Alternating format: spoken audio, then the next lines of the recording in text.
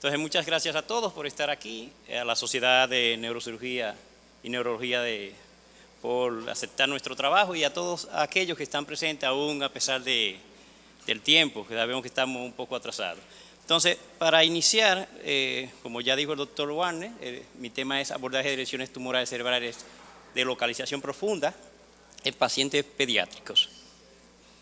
A modo de introducción vamos a hablar un poquito, ya el doctor Batista habló en su presentación sobre aspectos generales de las lesiones tumorales pediátricas, pero a modo de recordatorio podemos decir que son tumores sólidos más frecuentes en la edad pediátrica, solo sobrepasado por las leucemias. Son causas más frecuentes de tumores malignos, como dijo el doctor, de 60 a 80% son lesiones malignas. Esto hace que sean lesiones con una alta morbimortalidad en la edad pediátrica.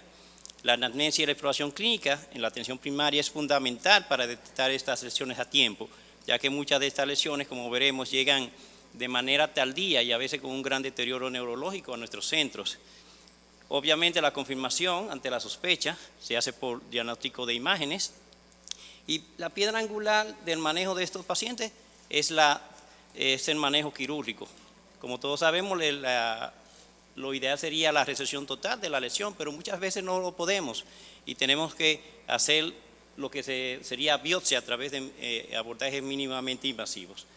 A esto le ayudamos las radioterapias y quimioterapias como medidas terapéuticas adyuvantes. Entonces, entrando en tema, como estamos sobre el tiempo, podemos decir que las lesiones tumorales cerebrales profundas son lesiones tumorales que están en áreas del encéfalo consideradas de difícil acceso o abordaje. Ahí podemos ver, tenemos las lesiones ventriculares, lesiones paraventriculares, incluimos las lesiones de ganglios basales y aquellas ubicadas en región pineal. ¿Y qué acción tenemos para abordar estas lesiones? Bueno, podemos hacerlo a través de un abordaje interhemisférico calloso con sus diferentes variantes. También podemos optar por un abordaje transcortical. Hoy en día lo podemos minimizar a través del uso de Endopor. También tenemos como opción el abordaje supracerebeloso infratentorial y también tenemos la neuroendoscopía como opciones para el manejo de dichas lesiones.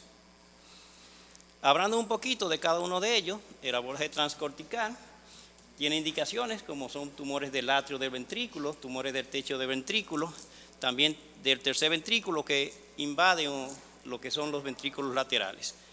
Podemos hacerlo a través de vías ya establecidas como es parietales posterior, a través del surco interparietal, la circunvolución temporal media, haciendo un abordaje transtemporal y la circunvolución frontal media que nos permite un acceso a los ventrículos laterales, básicamente a la asta anterior. Es posible efectuarlo solamente cuando hay hidrocefalia y es de utilidad en todos aquellos tumores que invaden los ventrículos laterales y el tercer ventrículo. Obviamente tiene sus riesgos, como son producto de la injuria cortical, entre los que tenemos las convulsiones.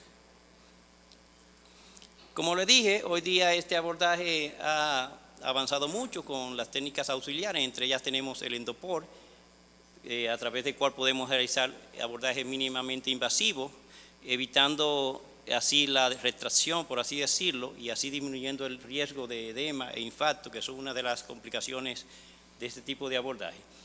Este método de Endopor se ha convertido en un método ideal para llegar a áreas como la región parenquimatosas profundas, subcorticales, e incluso áreas a nivel intraventricular. Aquí tenemos un video de uno de los pacientes.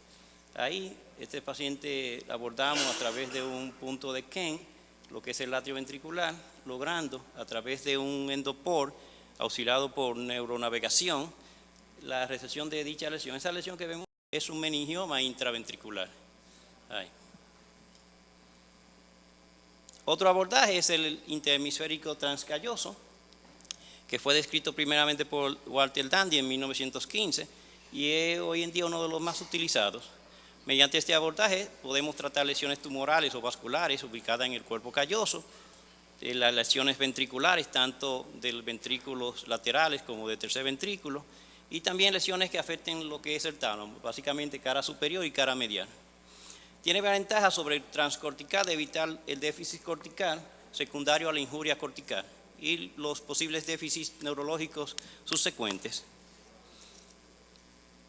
Complicaciones, bueno, tenemos que como tenemos que realizar un abordaje interhemisférico, todos sabemos cuáles son las estructuras que tenemos. Primeramente tenemos el seno longitudinal superior, las venas puente, y luego a nivel interhemisférico las estructuras vasculares dependientes de la arteria cerebral anterior, pericallosa y calloso marginal. Todas estas estructuras pueden ser injuriadas durante el abordaje y tener consecuencias. Una de las, por así decirlo, de las injurias o consecuencias que muchos quizás no optan por este abordaje es la incidencia de mutismo. He visto que muchos deciden no abordar por el riesgo de mutismo, y también los trastornos cognitivos, que según se describe, más que por la injuria al cuerpo calloso, son debido a la injuria o manipulación del fornis, no es por la callosotomía que realizamos.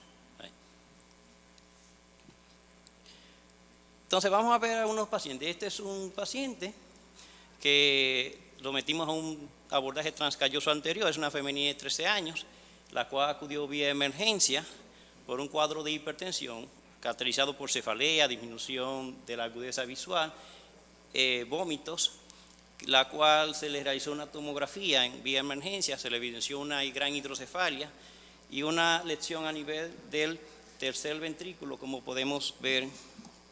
Sí, esto. Bueno, todos podemos ver la lesión del tercer ventrículo aquí. Entonces, esta paciente fue admitida. Primero corregimos lo que es la hidrocefalia a través de la colocación de un shunt. Luego de estabilizarle, se le hicieron los estudios de resonancia pertinentes y se preparó para la cirugía y fue sometida, como vemos aquí. Estas son imágenes transquirúrgicas. Ahí podemos ver el abordaje a través de la retracción del colgajo de dura madre, abordamos la cisura interhemisférica y en el fondo podemos ver aquí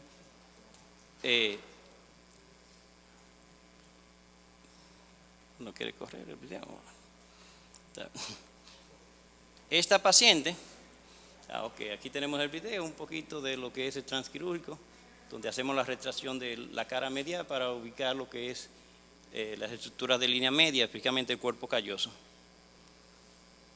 Esta paciente, la biopsia arrojó en primera instancia un hemangioma, pero fue realizada inmunohistoquímica y, como vemos aquí, de una lesión prácticamente benigna, que es un hemangioma, resultó que fue un ependimoma. Esta paciente fue sometida a terapia adyuvante, ya cumplió el esquema por radioterapia y actualmente está en quimioterapia. Otro de nuestros pacientes fue sometido a abordaje transcalloso posterior, también fue admitida vía emergencia.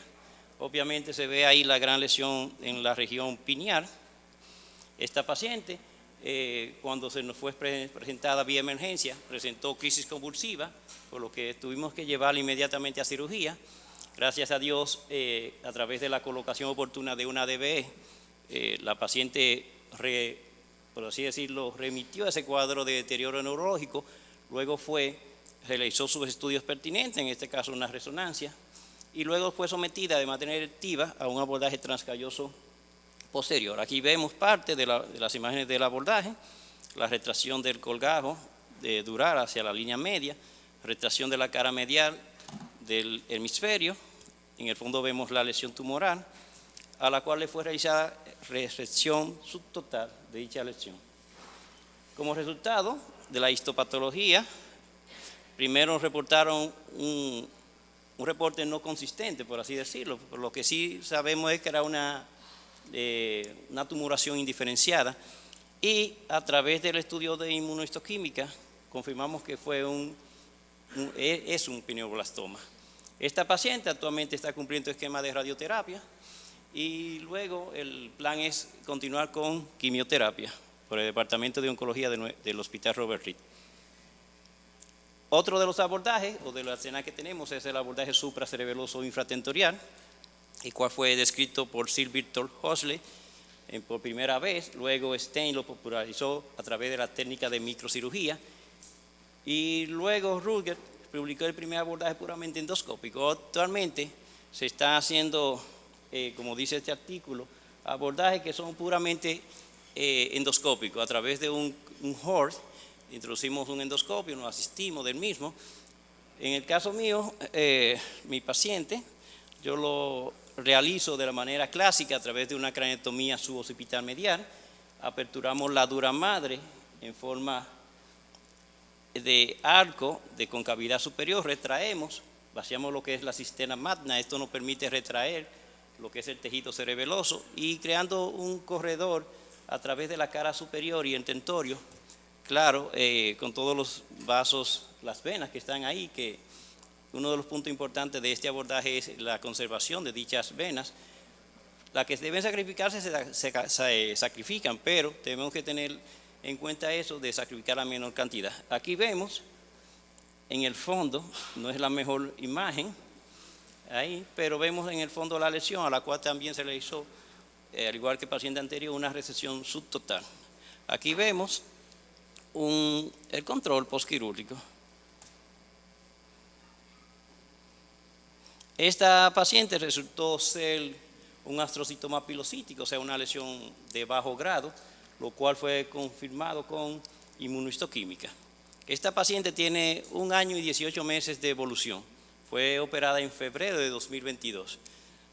Quizás, como discutimos los casos allá con oncología, al ver que era un glioma de bajo grado, la opción de ello era que la reoperase. O sea, doctor, termine de sacarle la lesión porque es un tumor de bajo grado. Pero imagínense, involucrarse en esa área con una paciente íntegra neurológicamente, a veces hay que cuestionar cuál es la mejor decisión, no para uno, sino para el paciente, porque operarlo sería la decisión menos difícil, cuáles serían las consecuencias. Como vemos ahí, es una paciente que lleva su vida normal. La niña está en la escuela, incluso está en un equipo de voleibol. O sea, tenemos resultados. Otro abordaje que utilizamos es el neuroendoscópico a través de endoscopía cerebral. Aquí una pequeña reseña. Fue iniciado en 1910 por Víctor Darwin de Spinal. Me llamó la atención que era urólogo. El señor vio los desastres que hacían los neurocirujanos a través de los abordajes transcorticales. Y él dijo, bueno, vamos a usar un uretroscopio para ver cómo podemos minimizar esa injuria. Luego, Walter Dandy, neurocirujano, intentó reproducirlo, pero lamentablemente no tuvo buenos resultados y desechó dicha técnica. Pero ya para el 1930, con las nuevas tecnologías de imágenes, el neuroendoscopio flexible y el frioscopio, permitió que esta técnica tenga un gran auge. De hecho, hoy día es una de las técnicas que utilizamos como auxiliares de los procedimientos o accesos convencionales o clásicos, como podríamos definir. Son útiles en el diagnóstico y tratamiento de patologías tanto intra como extraventriculares. Aquí le traigo uno de los casos. Esta es una niña de 5 años que inicia con un cuadro de convulsiones, tratada por neurología durante 5 meses, hasta que optan por hacerle un estudio de imagen y ven esas 2 lesiones bitalámicas, que luego se les realiza una resonancia magnética y vemos esas 2 imágenes. Ante la sospecha de comportamiento o la evolución benigna, lo más factible es pensar que es un glioma de bajo grado. ¿Cuáles opciones teníamos? Bueno, hacerle un abordaje transcalloso para buscar una biopsia, hacerle un transcortical. Bueno, discutimos el caso con el doctor Pedro Pablo y optamos por la endoscopía. Aquí tenemos un pequeño videíto de la endoscopía. Bueno, excusa. Y logramos sin menor inconveniente introducir un endoscopio, tomar las biopsias pertinentes. Ahí mismo se aprovechó y a través del HORS se le colocó una DBP y actualmente la paciente está estable. Ahora estamos esperando cuál es la conducta por parte de oncología, si radiarle o esperar la evolución. Es una situación un poco incómoda, como dicen. Aquí tenemos el control postquirúrgico inmediato. Usualmente en los pacientes en la Plaza de la Salud Al otro día le realizamos una tomografía independientemente de las condiciones del paciente. Ahí se ve el catéter ventricular que arrojó, como ya dije, ante la sospecha, bueno, la confirmamos a través de la inmunistoquímica, un glioma de bajo grado. Actualmente la paciente está íntegra neurológicamente, en control de sus crisis convulsivas, que ha sido un poquito renuente. Ya de esa parte se está encargando neurología y, como le dije, está en evaluación por parte de oncología pediátrica para ver cuál sería la conducta adyuvante a seguir.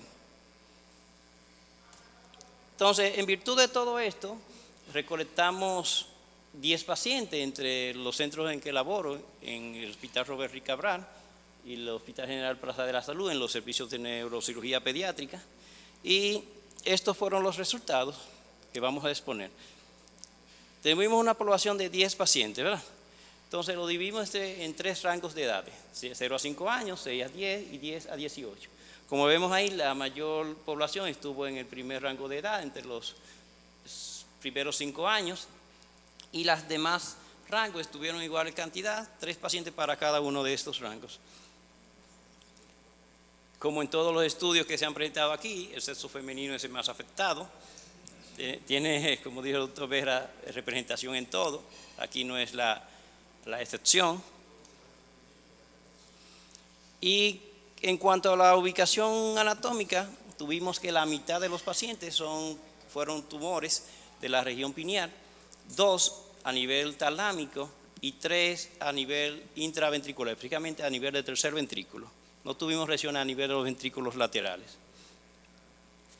¿Cuáles son las manifestaciones clínicas? Bueno, básicamente predominó la hidrocefalia por un cuadro de hipertensión endocraniana, cefaleas, náuseas de larga evolución. Luego estuvo la alteración de la agudeza visual, que lo tuvimos en 2 pacientes, igual que las convulsiones. De hecho, una de ellas motivó a la conducta rápida de colocación de una DBP. Es bueno recalcar que, como todos, la mayoría de los pacientes presentó hidrocefalia, previo al acto quirúrgico que estamos tratando, hubo una colocación de una DBP, ya sea de manera electiva o de manera de urgencia, porque algunos presentaron deterioro neurológico, ya sea de su llegada o durante su estancia, porque todos sabemos cuál es el manejo aquí con las válvulas. Los hospitales no tienen un arsenal de válvulas que uno pueda disponer de ella, a menos que uno tenga su clavo por ahí, como dicen, no podemos disponer de ella de una manera institucional, por así decirlo. El tipo de abordaje, bueno, tuvimos prácticamente 4 tipos de abordaje: el transcalloso en sus 2 variantes, anterior y posterior, el supracerebelar infratentorial y la vía endoscópica. Aquí hoy tenemos que todos tuvieron una misma proporción: 3 por vía endoscópica, 3 por vía transcallosa anterior, 3 por vía supracerebelar y 1 que fue solamente el que fue un transcalloso posterior.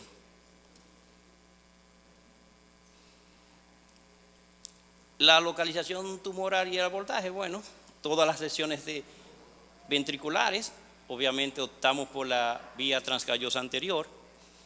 Las talámicas, la vía endoscópica, todas. Y hubo una variación más en lo que es las lesiones de región pineal, donde optamos en un caso por un abordaje transcalloso posterior, ya que la lesión pineal disrumpía lo que era el cuerpo calloso. Entonces optamos por aprovechar eso y hacerle un abordaje transcalloso posterior. 3 fueron por vía supracerebelar infratentorial y un abordaje fue por vía endoscópica, ya que dicha lesión disrumpía a la porción posterior del tercer ventrículo. El grado de resección, no logramos en ninguno de los casos una resección total, pero sí logramos a través del abordaje transcalloso anterior, una resección parcial. Entiéndase una resección parcial entre un 70-80% de la lesión. A nivel por el abordaje supratentorial e infratentorial, logramos biopsia en 3 casos, biopsia, resección subtotal en un solo caso, y por vía endoscópica todas fueron biopsias, obviamente por vía endoscópica. ¿Cuáles complicaciones tuvimos? Bueno, solamente 4 pacientes tuvimos complicaciones transquirúrgicas y básicamente fue sangrado. De hecho, uno de los abordajes transcallosos anterior presentó luego en el estudio control una hemorragia en el lecho, que nos cuestionamos en si entrar a evacuarla, pero gracias a Dios el paciente evolucionó, le dimos el chance, evolucionó adecuadamente y no hubo ningún inconveniente. Obviamente ya tenía su válvula, la cuestionante era con esa hemorragia intraventricular, qué ocurriría con esa válvula, pero estamos por observarlo. En cuanto a la ubicación y la histopatología tumoral, tuvimos que en las lesiones de tercer ventrículo uno resultó ser un ependimoma y otro una lesión de plexos coroideos, un papiloma de plexos coroideos. A nivel talámico predominaron los gliomas, en un caso fue un glioma de bajo grado, que fue la que presenté, otro caso fue un glioma de alto grado, y en las lesiones pineales tuvimos gliomas de bajo grado en 2 casos, un meduloblastoma en un caso, un no determinado en un caso que no concluyó nunca la histopatología, y uno con un pineoblastoma, que fue el que abordamos por el transcalloso posterior. ¿Qué vino después de la cirugía? Bueno, la terapia adyuvante. Al 50% no necesitó terapia adyuvante, obviamente las lesiones de bajo grado. Ahora, en el otro 50% tuvimos, bueno, 50% no, 40%, porque este que está amarillo es una paciente que no sabemos cuál es su estado en cuanto a terapia adyuvante, porque se operó allá en el centro, desde el Cibao, y se ha dado seguimiento en el Cibao. O sea, se operó allá y volvió a su casa y parece que está un poquito lejos de allá del centro y optó por seguirse allá, en un centro oncológico de Santiago. Pero podemos decir que en 4 pacientes tuvimos terapia adyuvante. En uno de ellos, que fue un ependimoma, tuvimos solamente, o está tratado solamente hasta el momento con radioterapia, mientras que un ependimoma, un glioma de bajo grado y un meduloblastoma están siendo tratados por quimioterapia y radioterapia. Ese glioma de bajo grado fue el caso que comenté a través de un abordaje supracerebeloso, como le dije, ahí, la jovencita. Complicaciones, o mejor dicho, secuelas neurológicas. Tuvimos que un 70% evolucionó favorablemente y en 30% tuvimos, por así decirlo, secuelas, porque en uno de los pacientes la disminución de la agudeza visual no la ha recuperado a pesar de tener 5 meses de evolución. Tuvimos una complicación en uno de los pacientes que progresó desde una hemiplegia a una hemiparesia, a una hemiplegia, pero en este caso es el paciente con un glioma de alto grado a nivel talámico. Como todos sabemos, esas lesiones tienen un comportamiento muy agresivo luego de ser biopsiadas. Entonces ha ido evolucionando de manera desfavorable, incluso invasión a los ganglios basales, lo que justifica el empeoramiento de su hemiplegia. Y una paciente tuvimos, que fue abordado por transcalloso anterior, tuvimos como complicación o transitoria, por así decirlo, un mutismo. Después de la cirugía, la niña se tornó apática, no quería hablar, pero a través del uso de sertralina y neuropsicología, o psicología, la niña ha ido recuperando. Está un poquito hipoactiva o cinética, por así decirlo, pero ha ido mejorando ya ese aspecto cognitivo. En resumen, podemos decir que un 80% de nuestros pacientes evolucionaron de manera favorable, un 20% no tuvimos una evolución favorable, ese 20% corresponde a uno que falleció, ahí que fue abordado por un supracerebeloso infratentorial, y otro paciente fue el que le expliqué que progresó de una hemiparesia a una hemiplegia. En conclusión, podemos decir que las lesiones tumorales profundas cerebrales en pediatría son un reto, las cuales es posible abordar por cirugía mínimamente invasiva, y estos abordajes permiten acceder directamente a estas lesiones según la localización anatómica. Es bueno la elección de dicho de acuerdo a la ubicación de la afección, disminuyendo la lesión al tejido circundante y por consecuencia la mortalidad en dicho acto quirúrgico. Este es parte del equipo, de allá de la Plaza de la Salud, y